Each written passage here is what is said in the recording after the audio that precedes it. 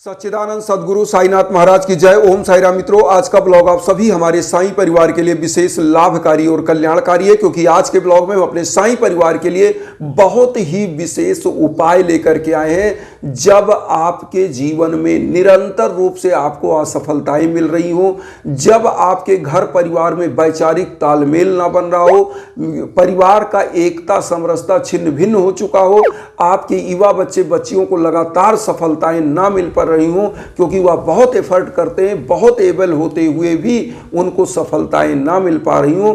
ऐसे समयों में गुरुवार को आपको कुछ विशेष साईं का उपाय कर लेना है और निरंतर आपके जीवन में सुख समृद्धि यश कीर्ति पद प्रतिष्ठा प्राप्त होती रहेगी और साईं निरंतर आपके ऊपर कृपा दृष्टि बना के रखेंगे।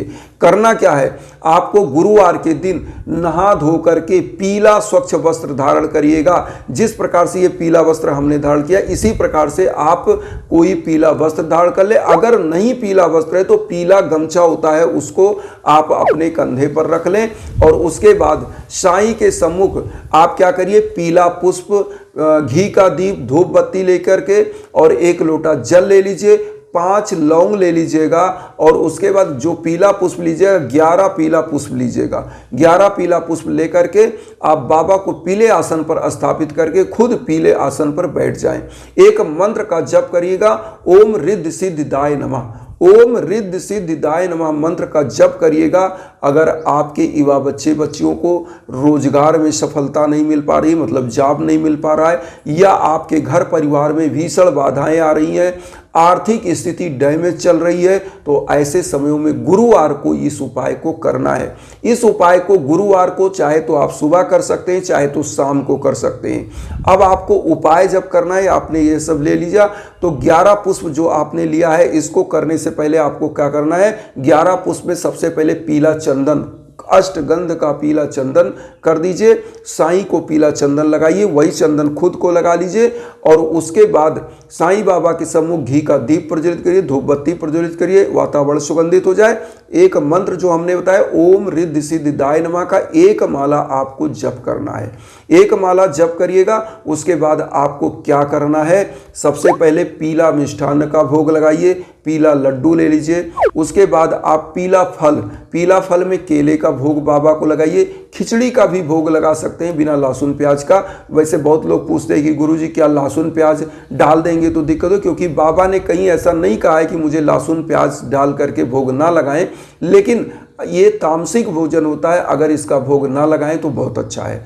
तो अब आपको बता दें, इस सब का भोग लगाइए। उसके बाद यह मंत्र आपने जपा, जो आपने 11 पुष्प लिया है, आपको साईं बाबा का 11 वचन बोलना है। 11 वचन सभी लोगों को पता होगा, जिसको नहीं पता मैं बोल दे रहा हूं। जो शिरडी में आएगा आपद दूर भगाएगा, चढ़े समाधि की सीढ़ी पर, पैर तले दुख की पीढ़ी पर, त्याग शरीर चला जाऊंगा, भक्त हेतु दौड़ा आऊंगा, मन में रखना दृढ़ विश्वास, करे समाधि पूरी आस, मुझे सदा जीवित ही जानो, अनुभव करो सत्य पहचानो, मेरी शरण आखाली जाए हो तो कोई मुझे बताए, जैसा भाव रहा जिस जन का वैसा रूप हुआ मेरे मन का, भार तुम्हारा मुझ पर होगा, वचन न मेरा झूठा होगा, आसहायता लो भरपूर, जो मांगा वह नहीं है दूर, मुझ में लीन वचन मन काया, उसका ऋण कभी चुकाया, धन्य धन्य वह भक्त अनन्य, मेरी शरण तज लेना नंद। ये बाबा का 11 वचन एक बार बोलेंगे, एक पुष्प।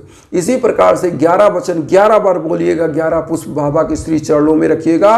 और उसके बाद आपको क्या करना है, अपनी समस्त प्रकार की जो व्यथा है, जो आपकी कथा है, वह सब बाबा से बोलिए, क्योंकि इस कलयुग में अगर आप किसी मनुष्य से अपनी व्यथा बताएंगे तो शायद वह आपके आड़ में हंसी मजाक उड़ाएगा, लेकिन बाबा से जब आप अपनी व्यथा बोलेंगे और यह 11 वचन कह करके 11 पुष्प बाबा के श्री चरणों में अर्पित करेंगे और 5 लौंग बाबा के श्री चरणों में अर्पित करेंगे। उसके बाद लोटे का जल, घी का दीप पूरे घर में दिखा दीजिए। अब यहाँ पर एक काम करिएगा, 5 पुष्प लौंग को जो आपने लिया है, 5 लौंग को अपने परिवार में स्वयं एक प्रसाद के रूप में अपने लिए रखिए और पूरे परिवार में प्रसाद। और गुरुवार को 5 गरीबों को खिचड़ी, और इस प्रसाद को कैसे वितरित करना यह आप ध्यान दीजिए। ओम साई राम बोलिए मन में, प्रसाद दीजिए।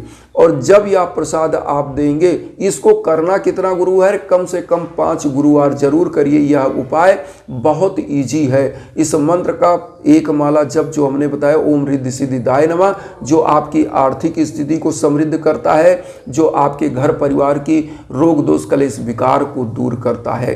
क्योंकि जहाँ पर माँ लक्ष्मी का आगमन होता है वहाँ खान पान का वैभव आता है। अगर रोग दोष भी आता है तो आपके पास धन समता होती है, आप उसका इलाज कर सकते हैं। क्योंकि बिना धन के कोई चीज़ संभव नहीं होता है। इसीलिए आपको करना क्या है, इस मंत्र का जप करना है। और जप करने के बाद इस प्रसाद को 5 गरीबों में कम से कम वितरण करिए, 5 लोगों में वितरण करिए। और अगर नहीं आप मंदिर जा सकते तो आप अपने घर में क्या करें, 5 गरीबों को आप बुला लीजिए जो आर्थिक स्थिति से कमज़ोर हों, उनको आप बुलाइए। उनको पीला वस्त्र अगर दे सके तो आप समर्थ के अनुसार पीला वस्त्र, कुछ पैसे दान करिए, भोजन करा दीजिए।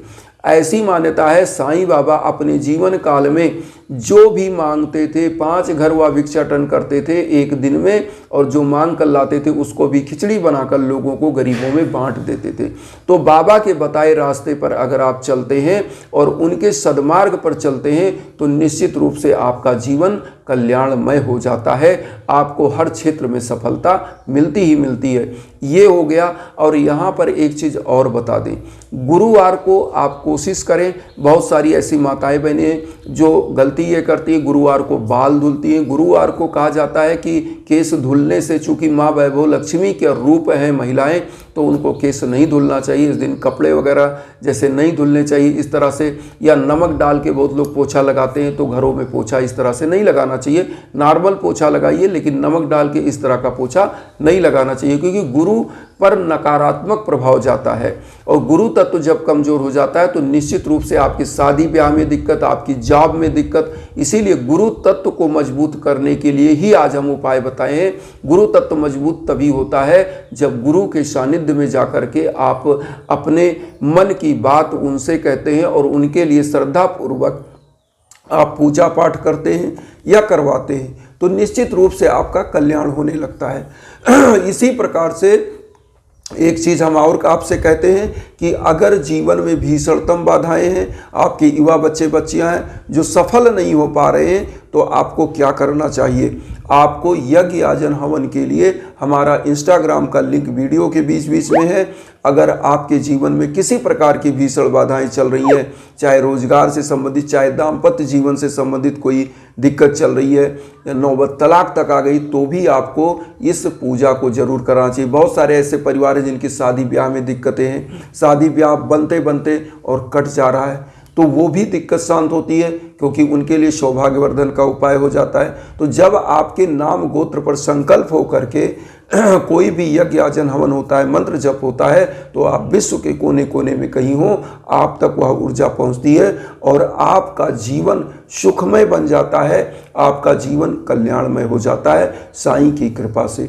तो निश्चित रूप से आप हमारे इंस्टाग्राम पर आइए, जो भी दिक्कत है उसके बारे में बात होगी, चर्चा होगी। अगर हमारे लायक जो संभव है हम निश्चित करने के लिए तत्पर रहते हैं। तो यज्ञ याजन के लिए हमारे इंस्टाग्राम पर संपर्क करिए। और वसुधैव कुटुंबकम की जो भावना हम लेकर चलें, उसमें आप सभी लोग चैनल को सब्सक्राइब करके अपना आशीर्वाद दीजिए। उन साई भक्तों तक वीडियो को जरूर शेयर करिए जो किन्हीं कारणों से कष्ट में, दुख में। इसी भावना के साथ ओम साई राम।